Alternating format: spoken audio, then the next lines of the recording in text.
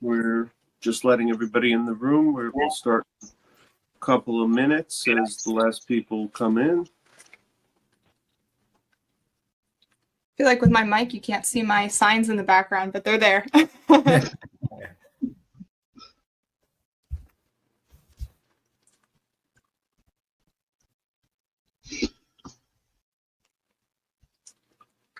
Jesse, before you came on, we were remarking about David's kind of rustic cabin that he's in there.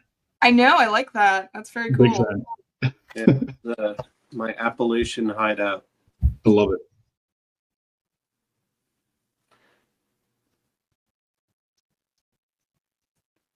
All right. Well, I think we got our initial crowd. Welcome everybody. My name is David Gordon. I'm the director of the Virginia Project. This is our discussion on how to recruit candidates. We have with us our guests, Jesse Blakely, who is the chairman of Young Republicans.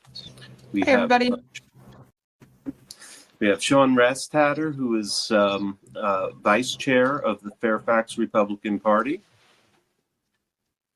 And we have Doug Simon, who is presently the drug czar of Florida, but he spent the recruiting period for 2021 as the Virginia Project's political director. So welcome, Jesse, Sean, and Doug to our discussion. I'm going to be turning around every so often to let people in as they filter, because I'm also playing host. If we have some time at the end, we'll field a few questions, but it's been quite an adventure to get from here to there, so we may end up filling the time with discussion. Okay, so where this all started. This all started at in the aftermath of the 2019 elections.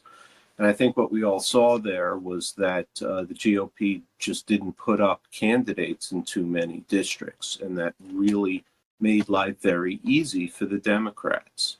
They had to win less than half the seats that constituted their majorities in the legislature. And I think it caught everybody by surprise, and it was a real wake-up call. So we started the discussion about running for every seat. The Virginia Project was formed a few days after that election to get the state parties act back together. And one of the key mission points from day one has been to run a candidate for every single seat, every single time. So what you're going to hear tonight is basically the discussion of the adventure that we had in recruiting candidates for every single seat in 2021, and all that was consequent, of that effort. So,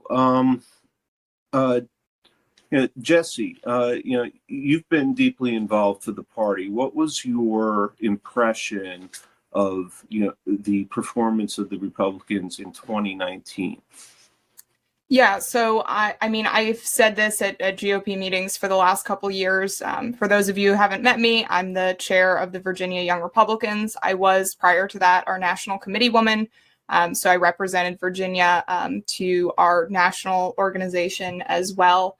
And I was also a local club chair for Young Republicans in the Hampton Roads area. I now live up in Northern Virginia, but I've been all over the state for the last 5 or 6 years, talking at different Republican units, volunteering on campaigns, talking to candidates, things like that. And so one of the complaints that I heard after the 2019 election was just frustration at every meeting I went to, no matter where it was in Virginia. And I got the question, why didn't RPV recruit a candidate for my district? I don't know how many times. And that question kind of bothered me a little for 2 reasons. One, I think it was clear in 2017, or it should have been clear to our leadership, that the strategy that we were using in only fielding candidates in some districts that we thought were worth it to invest in was not working. In 2017, we kept our majority in the House of Delegates literally by a coin flip, by a name drawn out of a hat, right? We got to the point where we had lost our majority to the degree that it was a matter of chance that we held it in 2017. And then we carried the same strategy along to 2019. And people were very frustrated by that. We lost in 2019, and honestly, we deserved to lose as a party because we were not doing the work that it takes to sustainably win. And so that was a question that I heard. But the second reason why it bothered me was because I felt like for a lot of folks, they did not understand that they could go out and recruit a candidate for their district. They didn't understand that this doesn't have to be a centralized process that the state party needs to lead, and then people, just get what they get, or vote in primaries or what have you. And so I was really excited to see what Virginia Project was doing last year at the beginning of the year. And it was something that I wanted to get involved in because that was the top frustration that I heard after we lost our majority in 2019.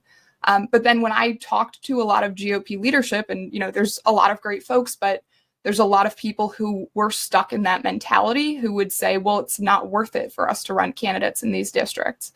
We're going to lose anyway. So why would we put in the legwork to do something like that? And it really was something that I felt was not going to happen from the top down. It had to be a grassroots effort. It had to be a proof of concept where we showed, no, if you can test ground everywhere, it is a better strategy. We can flip some of these seats, and we might not flip them the first year, but we have to contest them if we are going to, pick them back up again in the future. So, it was really great to be a part of this. And there was a lot of people who are a part of it all over Virginia. But I think it's, a good example of what happens when we do listen to the complaints of the base. Yeah, absolutely. There are a ton of other people that I could have invited to this, and it was hard to pick just a few, but you all were, I guess, closest to the operation that we had here. Dan Gade and Ron Wright, I saw you're in there. I know you worked hard to fill those seats. Just plenty of names that I could rattle off. But Sean, what was your perspective on the 2019 outcomes? Yeah, I think everything Jesse said does a really good job of summarizing it. And for those of you who don't know me, my name is Sean Rastetter. Like mentioned, I currently serve as the first vice chair of the Fairfax Republican Party. I don't have a background in politics. I work as an engineer in my day job. My parents were, county workers, and so I got involved in the local party because I didn't like what I saw in my county. In 2019, we ran 5 delegates out of 17 seats. That's 5 candidates for delegate out of 17 seats. And yes, we have 17 seats in Fairfax County. It's almost an entire 1/5 of the entire state's delegates. There's no surprise why we lost the House of Delegates in 2019. When you're only challenging them for maybe a third of the seats in an entire county as large as Fairfax County, it's 1.1 million people, then you're giving up, what is that, 12 free seats, that they've already won, they don't even have to contest for. If you're playing a game of baseball or basketball, essentially the other team is fielding a team of 9 players and you're only fielding a team of 3. What do you expect to win with that? I mean, that's not a winnable strategy. That's not sustainable long term. So, coming into it after 2019, I helped out with a lot of school board races and a lot of supervisor races. What I realized is, there are 54 seats up for election in 2019, 54 of them up for re-election in 2023. And you have to be able to field a candidate for as many of those as possible. You have to be able to full court press them and make them have to work, because that's money that they spend. That's resources that they spend. That's time and stress that they have to worry about. And they can't go to districts next to you and, befuddle the efforts that you're using. So the notion that we shouldn't run a candidate in every seat, in my opinion, is just a wholly incorrect notion. It's a notion that leads us to lose.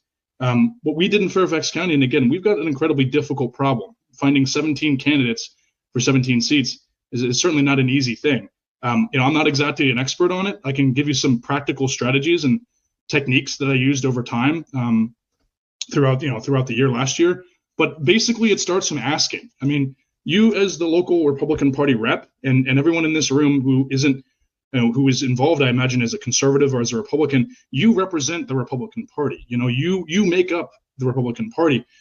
Okay, so I spent most of 2020 just basically evangelizing the concept of running for every seat. And eventually, I think I won everybody over on the merit of nobody had any better idea. You know, all the other ideas had tried and failed, and you know, this was the last idea standing on the table. So in order to execute this, I put up an election tracker, which is just a database of all the seats and who is running for them. And it's focused entirely on the GOP side. So it's focused on, is there a GOP candidate? You know, we would never support the Democrats, so we're not interested in distributing information about them on the tracker. So the tracker is just the GOP side. So for 2021, when the calendar year turned, it came time to put the tracker together, and I started loading up the data on who we had running through office. And by the end of January, it became apparent that we only had about 70 of 100 seats covered. So not long after that, I immediately sent out the alarm. Jesse was one of the very first to respond. And not long after that, I brought on Doug Simon as our political director to take charge of the project of making sure that we had all those candidates. And Doug, you want to give us your perspective on what you came into when you took on that challenge? Yeah, thanks, David. I want to just, it seems so long ago, but we all started when this Virginia project came around, and in the election season of Virginia, Republicans nationwide were demoralized. We lost everything, and people have lost hope. They lost hope everywhere, especially in Virginia, where it looked like we had no chance to do much of anything. The state was getting bluer at each election cycle, and we just said, well, let's go back to the fundamentals, the nuts and bolts of campaigns. Let's field a candidate in all 100 seats and let the chips fall where they may. It's going to do a number of great things for the state as a whole, because the rich Democrat incumbents that help out their colleagues, their state party, their funding mechanisms are going to have to be spread out now among, not 100 seats, but a lot more than it would be otherwise. Another one of the goals that we wrote out was we wanted folks, even in the very, very dark blue areas, to have to help with the turnout for the statewide, for Glenn and Jason and Winsome. And that could have made a difference as well, especially in the suburban counties where we had a lot of anger, a lot of activity, and a lot of interest in the campaign as itself. As we identified, I think I probably started right when Sean did. We had about a dozen seats open at the time, and it took a lot of calling a lot of the local officials on the ground in those areas and saying, David, you're still on mute. David, you're still on mute. Okay.